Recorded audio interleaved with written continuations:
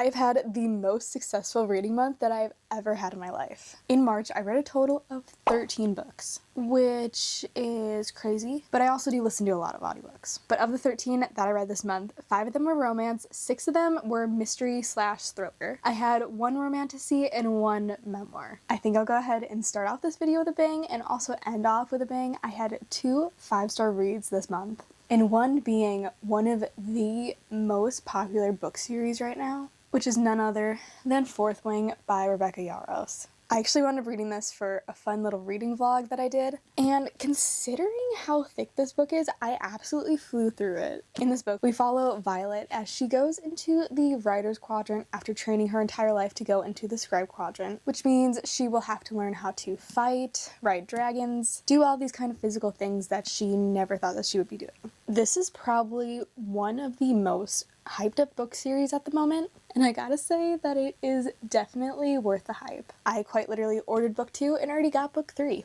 I could not put this book down. I'm also very new to fantasy, so that could have also played a part in why I enjoyed it so much. And then we got to the ending, and my audiobook tricked me, and I wound up hearing the words "the end" and not realizing that it was the end. It made me instantly want to go into book 2, but it was so good. Between the romance and the plot and just everything about this book was so good. And it's so pretty. Alright, let's hop into thrillers next. I wound up finishing a series that I'm in the middle of, which is such a good feeling because my goal this year is to get through as many series as I can that I've already started. So I read Good Girl, Bad Blood and As Good as Dead by Holly Jackson. So I finally finished the Good Girls Get to Murder series. I do still have the novella, but we're just going to say that I finished it. And now obviously I can't really say too much about what these books are about, but there is so many plot points that follow the first book and that tie in so significantly, which I really enjoy that, especially like in a thriller when everything ties in at the end. I rated Good Girl, Bad Blood 4.5 stars and As Good as Dead 3.5 stars. As Good as Dead did not take the direction that I thought it was going to go in at all, and I can understand why it went in that direction, but for Pip's character, I feel like it didn't quite match. And while it's probably my least favorite out of the series, I have to say the one thing that I loved about this book is the PTSD representation that is found throughout this book. The way that she wrote it was so amazing to see. And with even like little things like with her palms sweating from being nervous, she said that she would wipe the blood off of her hands just because she's so reminiscent of things that have happened prior. I'm so happy to say that I finally finished the series after how popular it's been and how much I've heard about it over the last several years. Next up, I actually read this book in one day through audiobook, which was Do Not Disturb by Freida McFadden, and I wound up rating it a solid 2 stars. I did not enjoy this one. The book opens up with this woman who murdered her husband, so she flees her house and is trying to like make a new life for herself, but can't get quite out of the state because of a snowstorm. From there, she makes her way to this motel, hotel, something along those lines. And that's where a lot of the storyline takes place, but I understand why it's called Do Not Disturb, but at the same time, I feel like that didn't play that big of a part in the book, so that was a little bit confusing. And then this is one of those thrillers that you have no idea what is going on, and there is absolutely no way of guessing the plot twist, which I'm not a big fan of those types of thrillers, hence why I gave it the rating that I did. In just the overall plot points, I didn't feel were very cohesive with one another. It just didn't fit. Wasn't for me. However, I did read another Freida McFadden, which was The Boyfriend. This one thoroughly surprised me, I gotta say. We do have a now and then timeline. The present follows our main character Sydney as she's kind of going through an online dating phase with the most terrible luck in the world. And then with our past timeline, we follow Tom and he is in high school. And I think that's all I'm going to really say about the plot because I feel like it was a lot of fun going through maybe about 40% of the book, not really knowing how these characters are going to connect, where the story is going to really go. But it is so fast-paced. It was such a fun read. I gave it 4.75 stars. I thoroughly enjoyed this thriller. The only reason that it's not a 5-star for me is just because I didn't get that 5-star feeling. But if you're looking for a fun, fast-paced, quick thriller, this is your read. Next, I listened to The Villa by Rachel Hawkins, and I'm very confused because this book is marketed as a thriller, but for me, it read more as a fiction. There is nothing thrilling about this book. until maybe like the last 3 chapters. But throughout reading it, we're reading about these characters who go to this villa. They are best friends. But we follow our main character who's just trying to get out of her little writing slump. Both of them are authors and they're just trying to write their next novel. I gave it 3 stars. I did overall enjoy the plot, but I was kind of expecting it to be a thriller, so maybe that's on me for having thoughts on it before going into it. And I'm also very conflicted on the ending because I feel like so much information was revealed at once that made it a little confusing. I then listened to it's probably not a new release anymore, is it? Okay, maybe it's not that new of a release. It came out 4 months ago, but I listened to Heist Royale by Kayvon Lewis, which is the second book to the Thieves Gambit series. I read Thieves Gambit last year, and I enjoyed it. It was a fun, fast-paced, quick little YA read, but the ending of that book made me really intrigued to see what direction the second book would be going into. And I felt like, honestly, it maybe wasn't needed. I feel like it could have just been a standalone book and just maybe ended a little bit differently. I gave it 3.5 stars. I did like the adventures that they went on. And something that I also found in the first book that was even more prominent in the second book was that it's just a little bit difficult to follow the setting and it's hard to picture it, which normally isn't a problem for me, but for some reason with this series it is. But I think that the series is only going to be a duology, so I crossed series number 2 off of my list in 1 month, and also a third one coming later. It definitely followed the ending of the first book really well in the different events that they went to, but in my opinion, I just feel like it wasn't needed. It was alright. As for the memoir that I listened to this month, I listened to The Third Gilmore Girl by Kelly Bishop. The reason I picked this up is because she plays Emily Gilmore in the Gilmore Girls series and also the little spin-off episodes that they have. And it was actually really fun to read the memoir because her memoir is actually really fun to listen to, and I felt like it was kind of different because while a lot of us know her as an actress, she didn't grow up acting at all. Her mother got her into ballet and plays at a really young age, and then as she got into kind of her older age, she got more into acting. But her memoir is just so much more than that. She goes very deeply into abuse, abortions. She talks a lot about women's rights, and she's such a strong-willed and determined person. Throughout her entire life, she's always been very blunt, very upfront with people, and I feel like that's really admirable. The title of this book also fits absolutely perfect, and I love how she put that little snippet in her book. I will say, only pick up this book if you have watched Gilmore Girls as well as Gilmore Girls A Year in the Life, because it does have some spoilers about some of the events that happen in both of those shows. Okay, on to romance. I finished yet another series, which I'm so happy about, but also so sad because I don't want to say goodbye to these characters at all. I'm so sad. But I read The Legacy by Elle Kennedy, which is the last book of the Off-Campus series. This book is actually a sequence of 4 novellas following all 8 of the characters from the 4 books before this. And since it's the last book of the series, I don't want to say too much, but I loved the direction that this book went into, except for with Dean.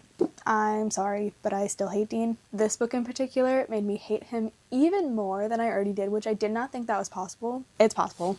But besides him, we get to see them many years after college and all the different directions that their life has taken them. And there's a certain almost like subplot or like thing that occurs throughout all the characters, something that they send back and forth that I was not expecting and I think is quite strange but also very funny at the same time. I don't know why that was put in this book, but I kind of love it. I loved being back in the Off-Campus series, and as much as I'm happy that I finished another series, it makes me want to start the Briar U series now.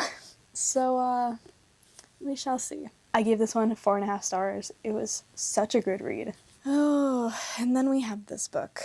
Also for a reading vlog, I picked up In 5 Years by Rebecca Searle. Now the reason I picked this book up was because I read another one of her books and gave it 5 stars. I absolutely loved it. And then I picked up this book and the overall plot sounded really good. And it's also 250 pages, so I was intrigued. Unfortunately for me, this book felt really short, and not in the sense that it's 250 pages. Our main character is going through a little bit of a hard time in life, but she spends one night 5 years in the future and is kind of confused how she got there and doesn't think that that's going to be her in 5 years. And I truly think that this book had so much potential, but it fell so flat. But then we got to the last maybe 30 pages of the book and I had complete whiplash from reading that. To be honest, I still don't even know what I read. I gave this 1.5 stars. And that half a star is literally because of a few good quotes that's in this. And other than that, between crying and being confused and the choices of our female main character, like I said, complete whiplash. So confused. I would recommend her other books.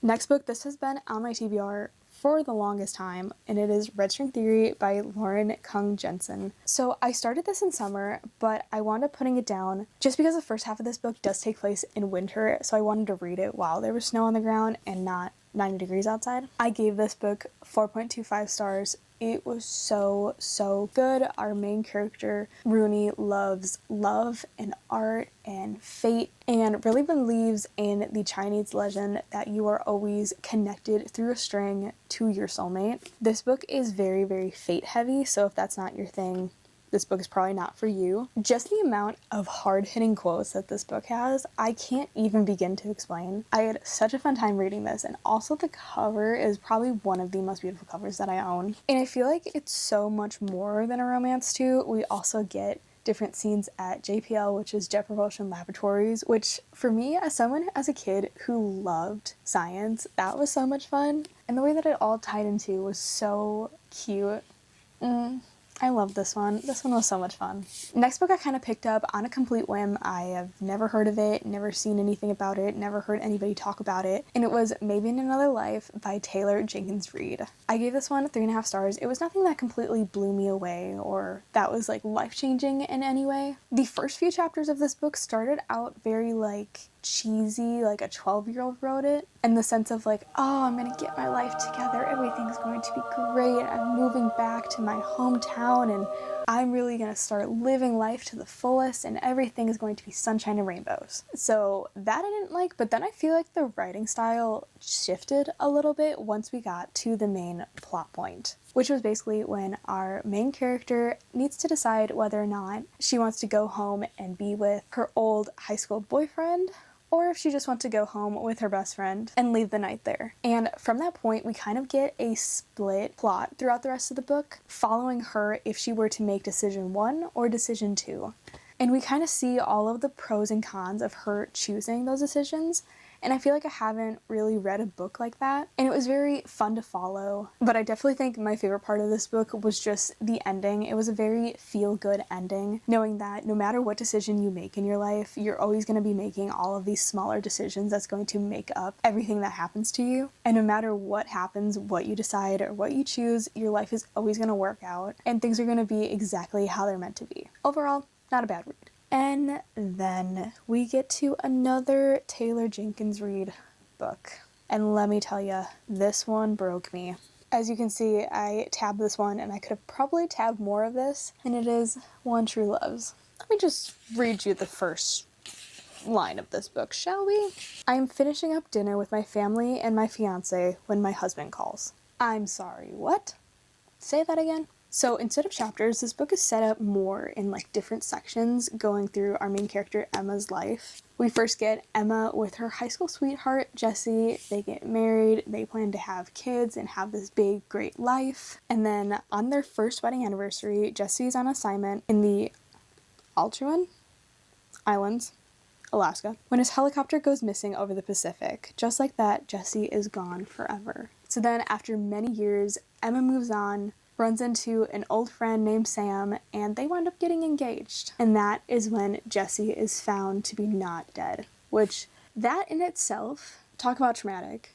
But when you grow up your entire life thinking that you can only have one true love, how are you supposed to choose between the two great loves of your life? And I will say I was a little bit skeptical midway through just because I didn't know if the ending was actually going to make sense or if it was just her going to choose one and that was just going to be that. But the way that this book wrapped up actually made so much sense, and I was so happy with it. Definitely teared up at some of these quotes because, like I said, there's too many to count. There's so many good quotes, I can't.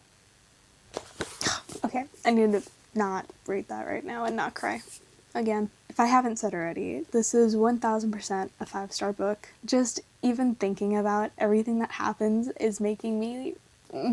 oh, I want to reread it, and I literally just read it. One of my friends actually gifted me this book and highly, highly recommended it, so I finally got around to reading it. Alright, enough yapping. Those are all of the books that I read in the month of March. I definitely was very, very successful and got through a lot of reads, which I was not expecting. I will have a link in the description for all the books that I talked about in this video, as well as my Goodreads account if you want to follow me and everything that I'm reading. I hope you guys enjoyed this video. If you did, don't forget to like and subscribe. I hope you guys have an amazing rest of your day, and I will see you guys in my next video.